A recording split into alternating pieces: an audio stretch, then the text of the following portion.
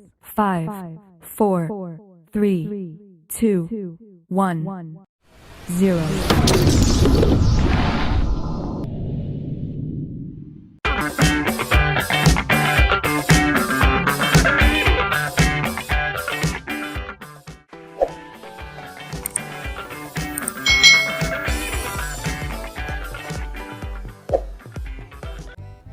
Hai hai hai, selamat datang di channel YouTube Kak Citra. Apa kabar adik-adik semuanya? Kak Citra berharap kalian dalam keadaan yang baik, sehat, dan siap untuk belajar ya. Hari ini kita akan belajar bersama-sama untuk mata pelajaran tematik kelas 3. Kita belajar di tema 7, perkembangan teknologi, subtema 4, perkembangan teknologi transportasi, pembelajaran yang keempat. Mari adik-adik kita belajar dengan penuh semangat ya. Adik-adik, apakah kamu pernah naik kereta api seperti Udin atau naik perahu seperti Beni? Kereta adalah salah satu kendaraan darat yang digemari. Apakah kamu tahu jenis kendaraan darat lainnya? Ya, contoh dari kendaraan darat lainnya itu seperti mobil, sepeda motor, dan lain sebagainya adik-adik. Bagaimana dengan kendaraan air dan udara? Nah, mari kita pelajari bersama-sama lebih lanjut ya adik-adik ya.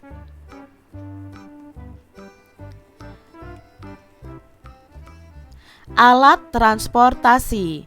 Kakek Udin bercerita tentang bermacam-macam alat transportasi. Kita membutuhkan alat transportasi itu untuk bepergian adik-adik. Alat transportasi dapat mempercepat perjalanan kita. Alat transportasi darat itu digunakan hampir oleh semua orang. Alat transportasi darat ada yang berjalan di jalan raya dan ada yang di atas rel, yaitu kereta api ya adik-adik ya. Di sini mobil dan motor adalah alat transportasi yang berjalan di jalan raya. Sedangkan kereta adalah alat transportasi yang berjalan di atas rel. Nah, kita menggunakan alat transportasi darat ini untuk jarak dekat dan jauh. Alat transportasi air itu digunakan oleh orang yang tinggal di dekat perairan. Alat transportasi air itu digunakan untuk menyeberang sungai atau laut adik-adik. Alat transportasi air untuk jarak dekat itu misalnya adalah perahu yang kecil. Tapi untuk jarak jauh itu biasanya menggunakan feri atau kapal adik-adik. Jadi ini ya jenis-jenis alat transportasi laut. Orang menggunakan alat transportasi udara untuk jarak yang sangat jauh. Alat transportasi udara adalah alat transportasi yang paling cepat adik-adik. Kita dapat tiba di tempat yang jauh dalam waktu singkat. Pesawat terbang adalah contoh alat transportasi udara. Misalnya dari Jawa ke Bali kalau naik mobil itu bisa 1 hari adik-adik ya. Tapi kalau naik pesawat hanya sekitar 1 jam atau sampai 2 jam paling lama adik-adik. Nah, di situ kita jadi tahu bahwa pesawat terbang itu adalah alat transportasi udara yang paling cepat dibandingkan transportasi darat dan air. Alat transportasi akan terus berkembang. Sebagian alat transportasi itu didatangkan dari negara lain adik-adik, dan sebagian lagi itu hasil karya anak Indonesia. Jadi kalian semua anak-anak yang hebat harus rajin belajar dan berkarya untuk negara. Adik-adik, saat ini jenis alat transportasi itu sangat banyak. Ada berbagai jenis sepeda, mobil, kereta api, pesawat, dan perahu. Nah, jenis alat transportasi apa saja yang kamu ketahui adik-adik? Adakah jenis alat transportasi khas di tempat tinggal kalian? Nah, adik-adik, contohnya nih jenis-jenis kendaraan yang ada di sekitar kita. Misalnya jenis kendaraan sepeda, ada sepeda santai, sepeda gunung, sepeda BMX, sekarang ada sepeda lipat, lalu ada sepeda balap. contoh jenis kendaraan mobil ya, ada bis, ada bajai, ada angkot ya, taksi, bemo dan lain sebagainya. Lalu kalau kereta api itu ada kereta api uap, kereta api diesel, kereta rel listrik ya, lalu kereta api daya magnet, kereta api monorel dan kereta api bawah tanah. Pesawat itu ada pesawat jumbo, pesawat passenger, lalu ada jet ya, mid-size passenger jets ya. Ini tergantung ukurannya nih adik-adik ya. Jadi pesawat itu banyak sekali macamnya. Kalau perahu ada kapal feri, kapal pesiar, perahu jukung, speedboat dan perahu kora-kora. Kalian bisa cari jenis-jenis kendaraan yang lainnya.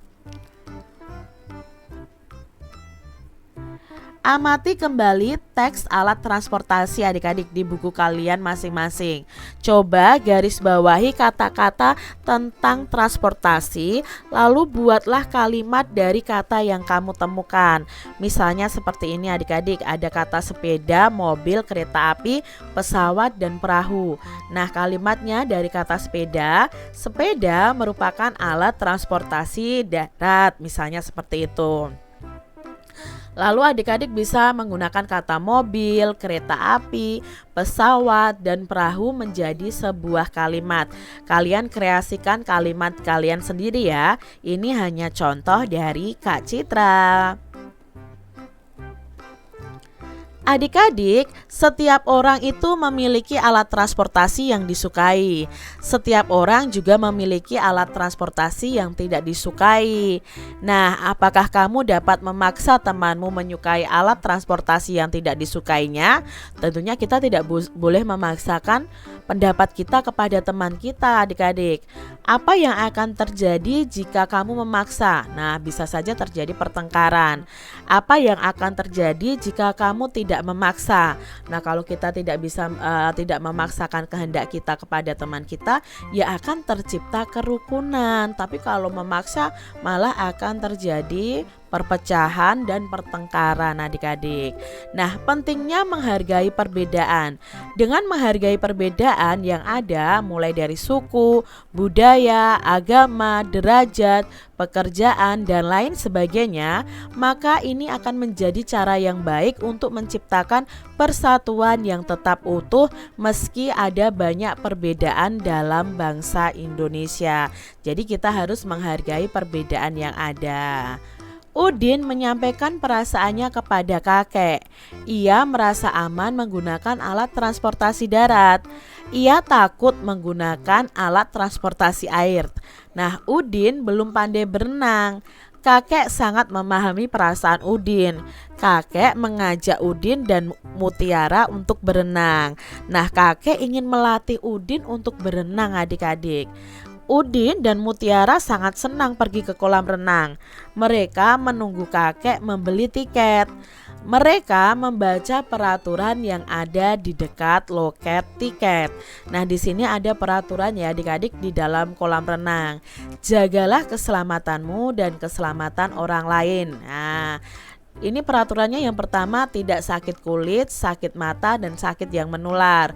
Gunakanlah pakaian renang, lalu tidak membawa makanan ke dalam kolam, tidak membawa binatang peliharaan, membilas anggota tubuh sebelum berenang, tidak meludah dan buang air kecil di dalam kolam, lalu tidak memakai alas kaki ke dalam area kolam, tidak berlarian di tepi kolam, tidak melompat ke dalam kolam, dan tidak bermain-main di dalam kolam.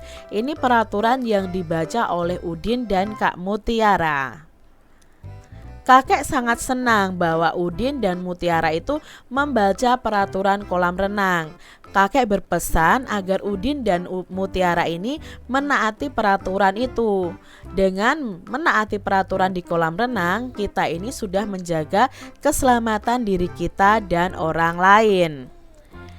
Adik-adik, menurutmu apakah peraturan-peraturan itu berkaitan dengan menjaga keselamatan orang lain? Coba ambil satu peraturan kolam renang tadi, lalu jelaskan mengapa ada peraturan itu dan bagaimana jika kita melanggarnya. Contohnya nih adik-adik, misalnya tadi peraturannya ada tidak sakit kulit, sakit mata, dan sakit menular. Penjelasannya apa? Orang yang sakit itu dapat menularkan penyakitnya melalui air kepada orang lain.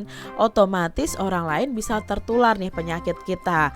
Jadi adik-adik tidak boleh ya, kalau peraturannya tidak boleh sakit kulit, tidak boleh sakit mata, dan sakit menular, ya jangan berenang dulu. Yang kedua, contoh peraturannya adalah gunakanlah pakaian renang. Penjelasannya apa? Pakaian renang ini dibuat dengan tujuan untuk mempermudah gerakan renang. Yang ketiga, tidak membawa makanan ke dalam kolam. Nah, makanan yang masuk ke dalam air kolam akan mengakibatkan air di kolam renang itu menjadi keruh dan kurang bersih.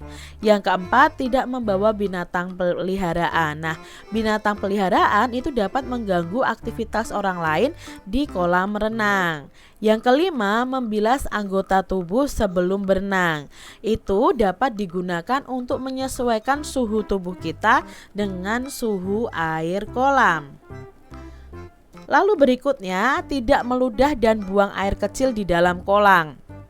Nah, otomatis adik-adik kalau kita membuang air kecil dan meludah di kolam renang itu dapat mengotori air kolamnya ya. Yang ketujuh, tidak memakai alas kaki ke dalam area kolam.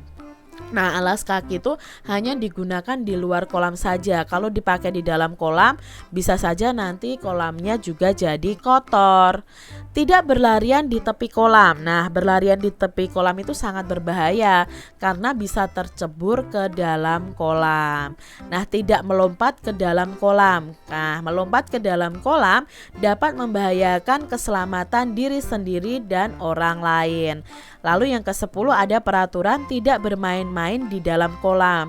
Kegiatan berenang itu harus dilakukan dengan serius karena berbahaya jika dilakukan sambil bermain-main. Adik-adik, Udin, Mutiara, dan kakek itu bersiap-siap untuk berenang. Mereka sudah mengenakan pakaian renang. Mereka melakukan pemanasan sebelum berenang. Mereka berjalan mengelilingi kolam. Mereka tidak mengenakan alas kaki.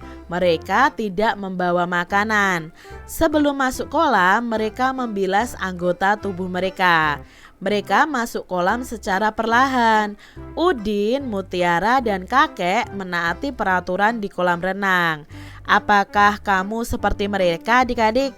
Coba ceritakanlah apa yang akan kamu lakukan untuk menjaga keselamatan orang lain saat berenang. Demikian tadi adik-adik pembahasan kita di tema 7 subtema 4 pembelajaran yang keempat. Semoga video pembelajaran ini bermanfaat ya untuk adik-adik semuanya.